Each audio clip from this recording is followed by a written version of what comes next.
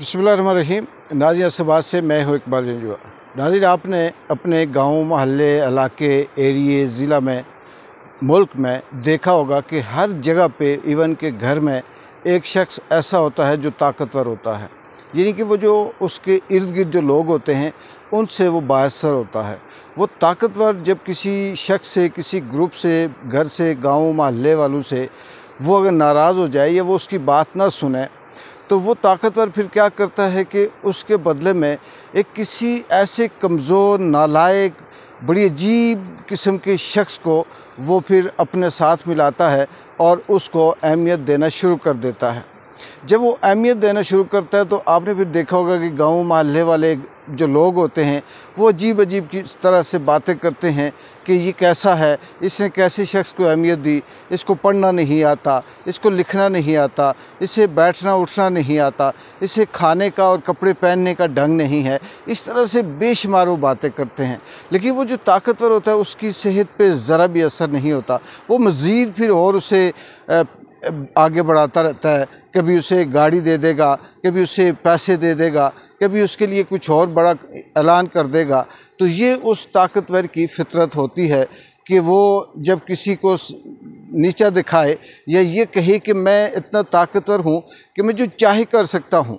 अगर आप मुझसे नाराज़ हो तो इसका मतलब ये नहीं है कि मेरा काम नहीं चलता। ये देख लें, मैंने इसको आगे लेके आया हूँ और ये इस वक्त यहाँ तक पहुँच गया है।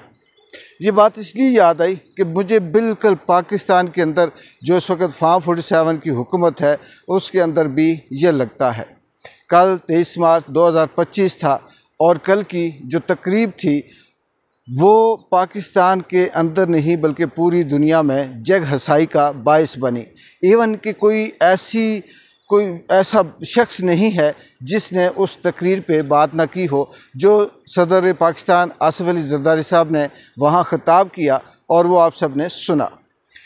उनके इर्द गिर्द वो लोग बैठे थे जो अपने आप को दुनिया का नंबर 1 कहते हैं। कोई नंबर 1 किसी फील्ड में कहता है, कोई नंबर 1 किसी फील्ड में कहता है, कोई नंबर 1 किसी फील्ड में कहता है। मगर उनके सामने जो तकरीर की जा रही थी वो ऐसे थी कि शायद किसी ऐसे शख्स को खड़ा कर दिया जो ज़िंदगी में पहली दफ़ा स्टेज पे आया हो, लेकिन वो ये दिखाना चाह रहे थे कि हम ऐसा भी कर सकते हैं। और दूसरी तरफ ये भी देखें, बदकिस्मती है कि ये किस तरह का मुल्क है। वही वाली बात बार बार आती है कि ताकत है, जो चाहे कहे वो सब सही है। कि अगर इमरान खान के मुंह से एक लफ्ज़ कहीं गलत निकल जाए तो ये उसको ऐसे शो बनाते हैं टीवी पे बैठकर, ऐसे प्रोग्रामात करते हैं कि वो कई घंटों के प्रोग्राम करते हैं। इसका ये वाला लफ्ज़ ठीक था। अब जिस शख्स की 40 साल की सियासत है, कई दफ़ा इस मुल्क का सरबराह रहा और उसकी सारी तकरीर ही गलत है। मैं ये नहीं कहता कि आसिफ अली ज़रदारी साहब का कोई कसूर है या कोई गलती है। उस उम्र में उस स्टेज पे पहुँच कर हम भी वैसे ही हो सकते हैं, लेकिन कसूर उनका है जो उनको लाए, जिन्होंने उनको मुंतखब किया। लेकिन बात असल ये है कि ताकतवर ने ये दिखाना था कि हम स्याह को सफ़ेद, सफ़ेद को स्याह, कहें तो होगा, करें तो हो जाएगा। अब ये जो हम बातें कर रहे होते हैं ये ग्राउंड रियलिटी है। ताकतवर होना, अच्छा होना, स्मार्ट होना या दुनिया में मकबूल होना, ये सारी चीज़ें। और दूसरी तरफ आखिरी बात कि इमरान खान का जिस तरह से ये इस वक्त ताकतवर चल रहे हैं, इन्होंने मुकम्मल तौर पर ये फ़ैसला किया हुआ है कि इमरान खान को किसी भी सूरत अब उसे बाहर भी नहीं आने देना और उसे ये कहीं ना कहीं से हटाएंगे। लेकिन बात फिर वही है, अल्लाह की लाठी बहुत बेआवाज़ है। वो महारंग बलोच जो इन्होंने जिससे ये अहमियत नहीं देते, फिर इस तरह से अब बलूचिस्तान आज तीसरा दिन है शट डाउन है, सिर्फ इस बात पे कि महारंग बलोच जब तक रिहा नहीं होती हम किसी सूरत बैठेंगे नहीं।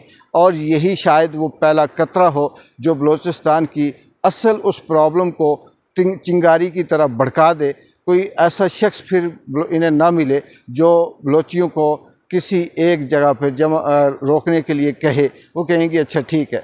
और बदकिस्मती है इस मुल्क की और बदकिस्मती है इस कल्चर की। जो ताकतवर है वही सब कुछ है, बाकी कानून, आइन या उसूल, इंसानियत भाड़ में गई। इकबाल जंजुआ को इजाज़त दें। अल्लाह हाफिज़।